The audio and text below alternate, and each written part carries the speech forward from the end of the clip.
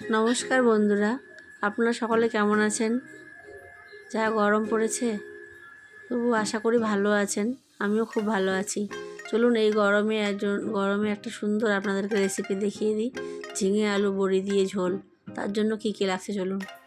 এই যে আমি ঝিঙে নিয়ে নিয়েছি, আলু নিয়ে নিয়েছি। এখন ঝিঙের আলুগুলো আমি কেটে নেব।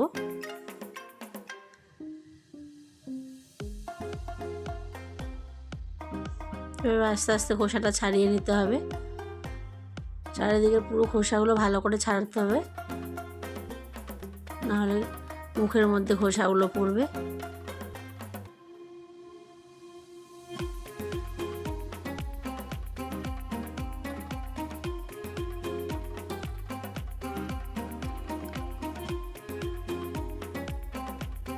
দেখুন, এভাবে আমি এখন এটা কেটে নিচ্ছি। একটু লম্বা লম্বা করে কাটতে হবে।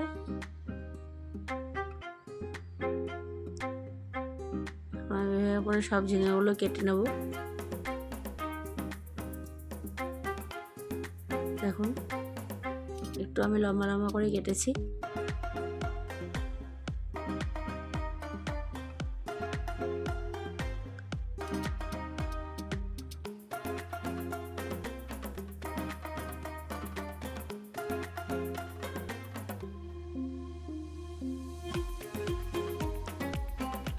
এই গরমের মধ্যে এভাবে করে ঝিঙের ঝোল রান্না করলে খুবই খেতে ভালো লাগে।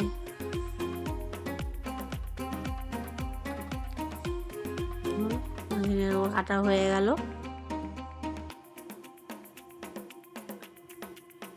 এবার আমি জল থেকে এগুলো তুলে নেব, ধুয়ে ভালো করে।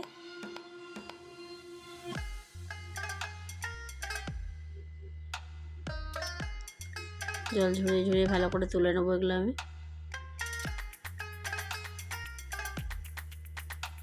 এবার দেখুন, আলুগুলো আমি লম্বা লম্বা করে পাতলা পাতলা করে কেটে নেব।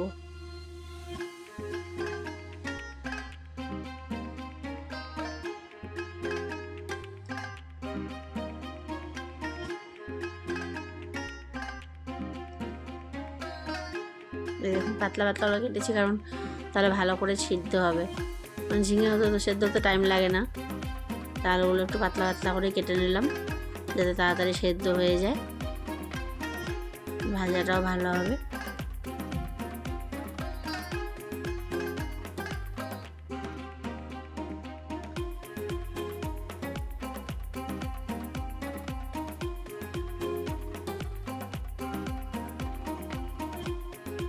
এবার লঙ্কাগুলো আমি চিড়ে নেব। এই রান্নাটা পুরোটাই আমি কাঁচা লঙ্কা দিয়েই করব, আর কোনো রকম বাটা ইউজ করব না। এই কড়াইয়ে আমি তেল গরম করতে বসিয়ে দিয়েছি। চলুন আরেকবার দেখিয়ে দিই। তার জন্য বড়ি নিয়ে নিয়েছি, বড়ি, ঝিঙে, আলু আর কাঁচা লঙ্কা ছেঁড়া। ব্যাস এটুকু দিয়েই আমার রান্নাটা হবে। প্রথমে আমি বড়িগুলো ভেজে নেব তেলের মধ্যে।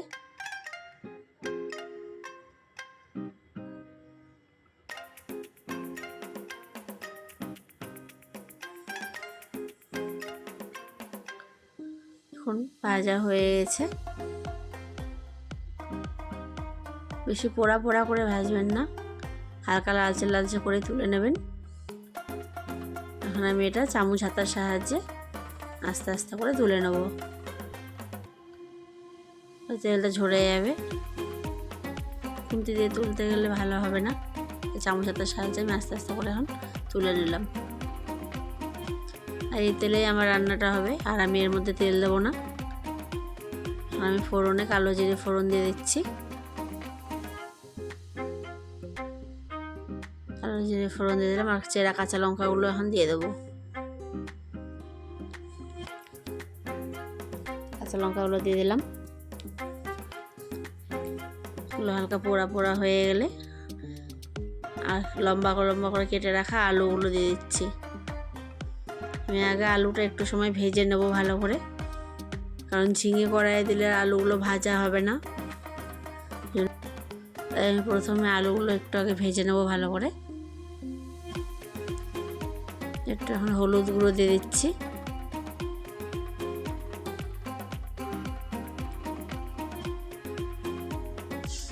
অল্প লবণ দিয়ে দিলাম।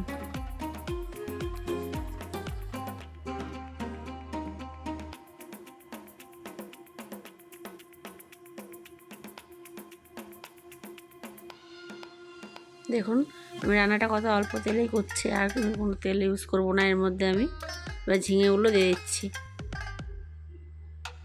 আলু ভাজার সময় যা লবণ দিয়েছিলাম ওই দিয়ে আমি আর কোনো লবণ দেবো না, কারণ বেশি লবণ দিলে ঝিঙে থেকে অনেক জল বেরোবে, এমনিতে জল বেরোবে হালকা হালকা। এবার নেড়ে চেড়ে আমি এখন আস্তে আস্তে করে ঝিঙেগুলো ভেজে নেব। একটু নেড়ে নেবো, ঝিঙের একটা কাঁচা কাঁচা যেটা গন্ধর মতো থাকে ওটা চলে যাবে। এভাবে করে আমি আস্তে আস্তে কিছু সময় ভেজে নেব।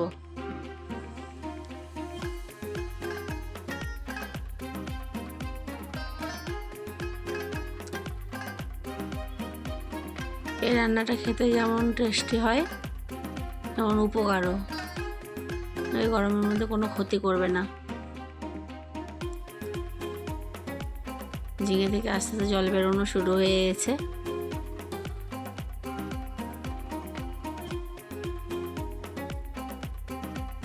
দেখুন এই জলটা হালকা করে আমি শুকিয়ে নেব, তারপরে ঝোল দেব। ঝোলের জন্য জল দিয়ে দেবো।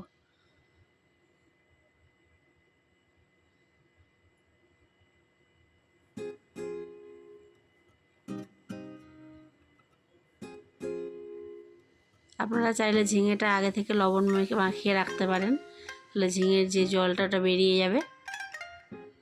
আমার সময় কম ছিল তাই আমি একসঙ্গে বসিয়ে দিয়েছি। এভাবে করলে আবার স্বাদটা খুব সুন্দর হয়। ওই জলটা ঝিঙের মধ্যে টেনে নেবে, এমনি সময় বের করে ফেলে দিলে তোর পুষ্টিগুণটা চলেই যাবে।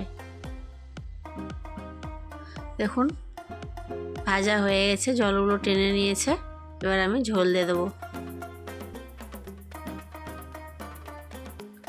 বেশি করে জল দিলাম, কেননা বড়িটা সেদ্ধ হবে, বড়িটা একটু জল টানবে, তাই একটু জলের পরিমাণটা বেশি দিলাম।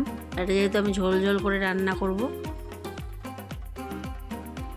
কিছু সময় এটা আমি ঢাকনা দিয়ে রেখে দেবো। ঢাকনা তুলে দেখাচ্ছি আপনাদেরকে। ফুটে উঠেছে, কি সুন্দর ফুটে উঠেছে।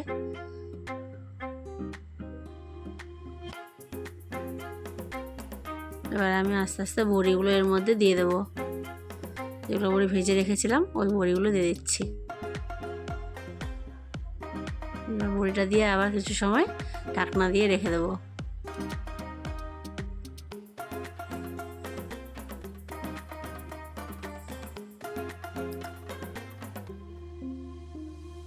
এটা যে কেউ ছোট বাচ্চা থেকে বুড়ো অবধি খেতে পারবে। স্বাদের জন্য আমি একটুখানি দুধ দিয়ে দিলাম। আমি এখানে গরুর দুধ ইউজ করেছি, আপনারা গুঁড়ো দুধ চাইলে দিতে পারেন। দুধটা দিলে স্বাদটা একদম পাল্টে যাবে। এবার একটু ঢাকনা দিয়ে আমি রেখে দেবো। দেখবেন ঢাকনা খুলে কি সুন্দর একটা কালার চলে আসবে। দেখুন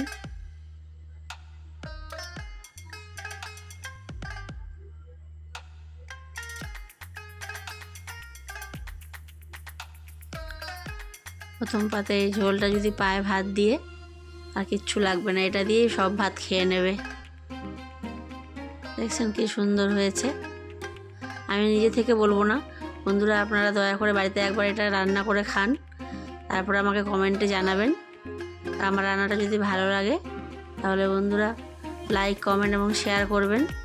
আর যারা আমার রান্নাঘরে প্রথম তারা প্লিজ সাবস্ক্রাইব করে দেবেন। তা চলুন আপনারাও বাড়িতে রান্নাটা করুন, খান, তারপরে আমাকে জানান কেমন লাগছে। তাহলে আজকের মতো নমস্কার।